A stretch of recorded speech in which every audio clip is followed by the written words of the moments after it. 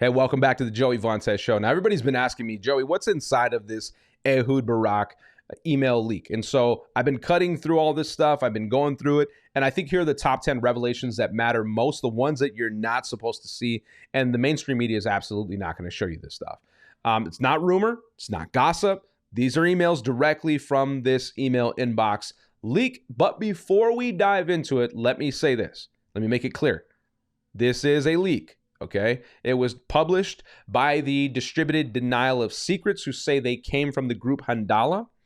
And now in the information warfare space and time that we live in, these leaks always carry a risk, right? Material has the chance to be altered. It can be planted. And so we're not vouching for every single bite of the content in this. But what I'm doing here is showing you what's inside the leak itself, what's been reported on, why it matters, and then you can judge it for yourself. So let's start right away. Let's kick right into it to number one. Now, in 2014, Ehud Barak, this former Israeli prime minister who these leaks come from, there's emails about arranging a trip to Epstein Island, but the key detail in this is that he wants to go without Shin Bet security. So that's Israel's version of the Secret Service. So think of it in terms of this. A former president trying to make a private trip somewhere to somebody's island and not take the Secret Service with him. It's like, yeah, that's not going to happen. Okay, so that's a key detail. And he's actually trying to arrange this in this email. So in December of 2014, after the trip takes place, okay, Barak emails, Ehud Barak is emailing Epstein in this, and he says, quote, "Thanks for the hospitality, great, impressive island," end quote. Okay, so he's signifying that he's already there. So it's not speculation. That's a world leader confirming that he actually went to Little St. James, deliberately cutting out his security so that nobody could officially witness it or what took place. That's not bad optics. That's a cover-up. And so think about this, right? A former Israeli prime minister personally thanking Jeffrey Epstein for hosting him on the most notorious island in modern history. That's crazy. Okay, that's huge. That's number one. Number two is the emails show in this that Epstein actively was brokering between Ehud Barak and Peter Thiel's world. This is nuts. Okay, Peter Thiel, Palantir guy, the guy who basically has said to be the person behind that built and funded J.D. Vance, the guy who has funded a number of other things, has pumped a bunch of money into the current administration and so forth. There's a lot of details there, but basically in 2016, Epstein personally pitches a company called Reporty, which is Ehud Barak's surveillance startup company, to Valar Ventures, which is one of Peter Thiel's funds. Okay, Valar Ventures in this declines, and they say, "Hey, this is a little bit premature for us. It's a little too green. We're not ready to invest in this at this point." That's in 2016. Then in 2018, 2 years later, it says that Peter Thiel's Founders Fund invests in Carbyne, which is Ehud Barak's rebranding of his surveillance company, Reporty. So he didn't like it at the time, thought it was a little bit too premature, but here 2 years later, they make some changes to it, they pitch it again, and he ends up investing into the company called Carbyne, who is Ehud Barak's. And obviously, Epstein is at the helm pitching this. So Epstein wasn't just hanging around. This guy was inserting Israeli surveillance technology into Silicon Valley's bloodstream. And he was using Ehud Barak as the face and himself as the connector in this whole thing. So even after his 2008 sexual conviction, speaking of Jeffrey Epstein, Epstein was in the room. And he was pushing deals to one of the most powerful tech investors in America in this. This is massive, okay? Number three in this whole thing is some specifics about Homeland Security. So the inbox isn't just about venture pitches.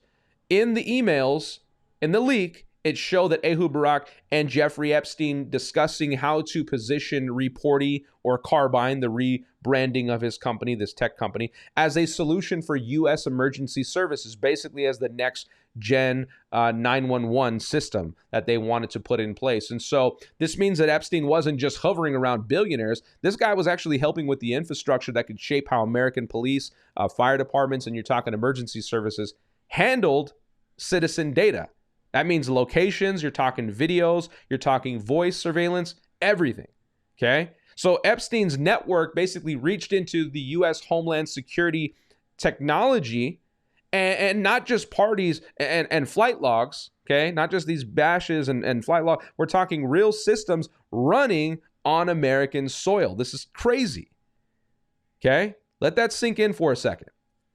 And then let's get to number 4, which is the Unit 8200 connection. So Jeffrey Epstein and Ehud Barak, they didn't do any of this stuff alone. They pulled in a guy by the name of Pinchas Burchis, a retired general from the Unit 8200. Basically, it's Israel's elite cyber intelligence unit. They could be compared to America's NSA, okay? And so Carbyne, the tech company, right? It wasn't just an app. It was a surveillance system with intelligence-grade talent behind it. And it was being pitched to U.S. investors and government agencies with Epstein as the fixer. And so this convicted sex offender, this trafficker, was sitting at the table with Israeli military intelligence veterans, helping to launch a company designed to collect real-time data on civilians. And you can think about what's recently happened with this school shooting that took place in Minnesota. You see the fact that Palantir has invested and is connected with Gideon, who's owned by Aaron Cohen, an ex-IDF guy who says that he's ready to unleash and roll out this new, Israeli level ontology type of surveillance system and tech that's going to go into 911 systems for police. It's going to go into schools, etc., and be able to find the threat detection with AI built in before those threats actually become a reality. And so now you can see kind of how these guys have been working on this type of stuff to get these data sets, these data points, and access to this tech and own it, and then get into these spaces really early on. It's quite wild to see. Okay. Then we get to number 5. I guess you could say it's regarding some prior knowledge, because emails from 2011 show Ehud Barak's aides, okay, his people working for him, his staff members and whatnot, forwarding him articles and warning him about Jeffrey Epstein's sex offender status, including some Daily Mail pieces that directly link Ehud Barak's name to Jeffrey Epstein. So they're like, hey, boss, here's these tabloids. They're saying that you guys are linked together, you and Jeffrey Epstein, and this is what he's involved in. You might want to look into this. It might be a concern for you. And so this is in 2011. And then in 2019, after Epstein's rearrested, Ehud Barak told the press that he was only vaguely aware. And then he says, quote, he cut ties when he found out how serious it was, end quote. And that's a lie, if this is true, because the inbox shows Ehud Barak knew as early as 2011.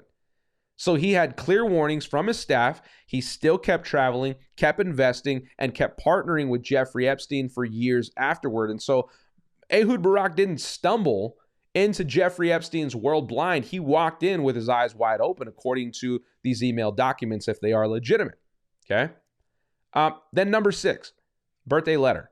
In 2016, it says that Barak and his wife sent Jeffrey Epstein a birthday message. They said, quote, there is no limit to your curiosity, is what they say. So this wasn't just some cold, formal acknowledgement. It was a warm, admiring, almost fawning, if you will, sent years later after Epstein's sex convictions were common knowledge to everybody. So at the very moment of Jeffrey Epstein's reputation that should have made him toxic to anybody to be around, here Ehud Barak is still celebrating him like a close friend along with his wife. All right, so this is pretty wild stuff. Number 7 on this list is travel receipts. So inside the flight confirmations, or inside these emails, rather, are flight confirmations. You got itineraries, you got schedules, and these aren't just rumors or a source said.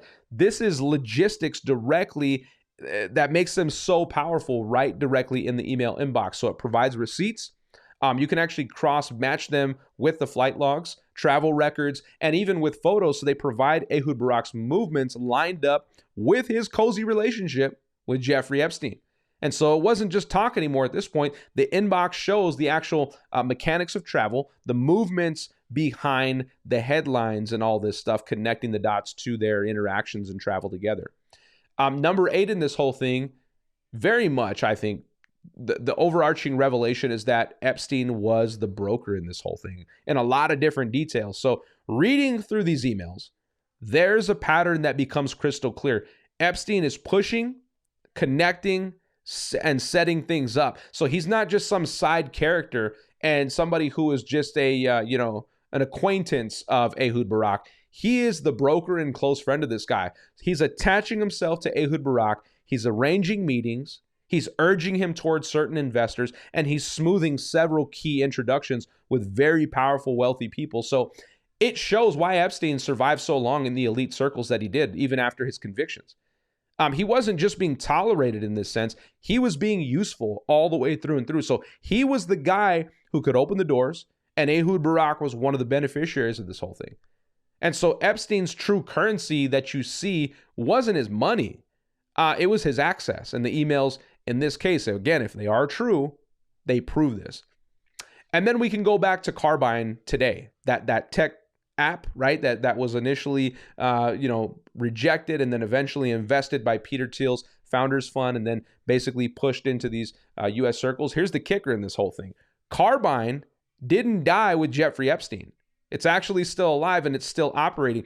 It's actually been deployed in the United States 9/11 systems, basically marketed to governments as the future of emergency response.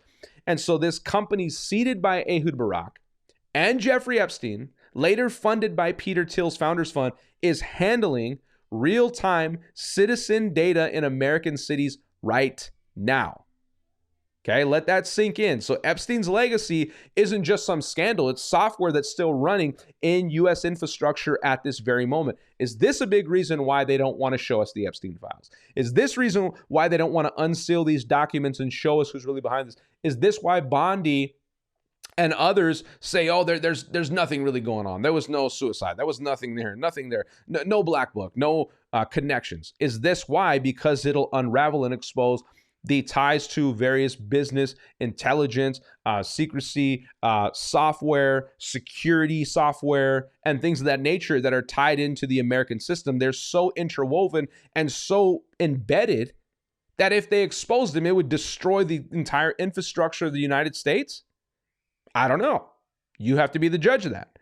But it seems like it very well could be a potential reason for this. And I think that's a big reason, which leads me into number 10. Because over 100,000 emails in this whole thing have been leaked. You're talking screens and threads verified by outlets like Reason and Straight Arrow News and other sources and whatnot. And yet mainstream media is absolutely crickets on this whole thing. Okay, and I think obviously that's why you haven't really heard about it. So you might hear a whisper here, something there, whatever, but no wall-to-wall coverage like they normally would do if something was really to the importance that they deemed it to be, or if their handlers said they could actually tackle it on. So that silence, I believe in itself, is a revelation in this whole thing. It proves there's a firewall, no question about it. Certain stories don't get amplified, not because they're false, but because they're too dangerous. Like I said, it could potentially bring the whole system down if this stuff is legitimate. So I think when an ex-prime minister's inbox show these island trips, we show these tech pitches, we see Epstein's connections to all these U.S. infrastructure, and then the press stays quiet about it, you're not looking at journalism anymore. You're looking at protection at a very, very deep level.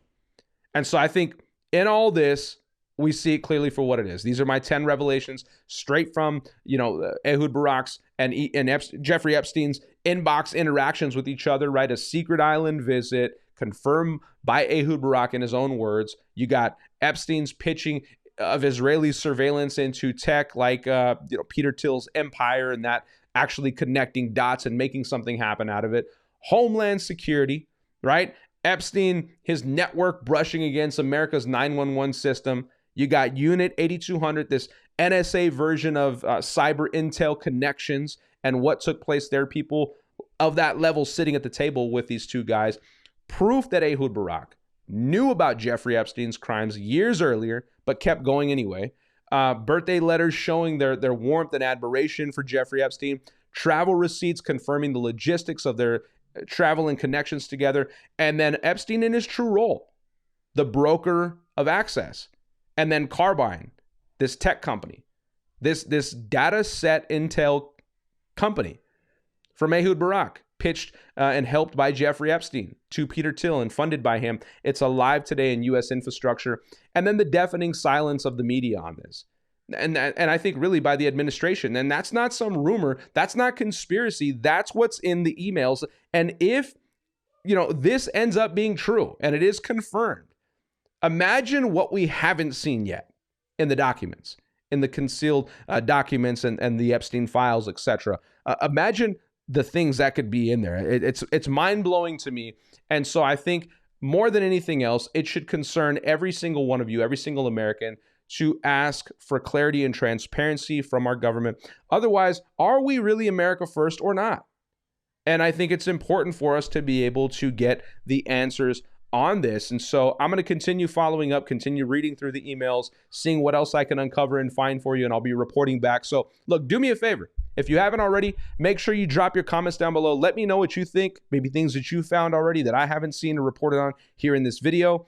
And make sure you hit the subscribe button. Turn on the bell for notifications so you get any of the new content that I drop. Share this video out, and I'll be back soon to share more revelations with you. You can also follow me on Instagram at Joey Vantes. Until next time, we'll see you soon.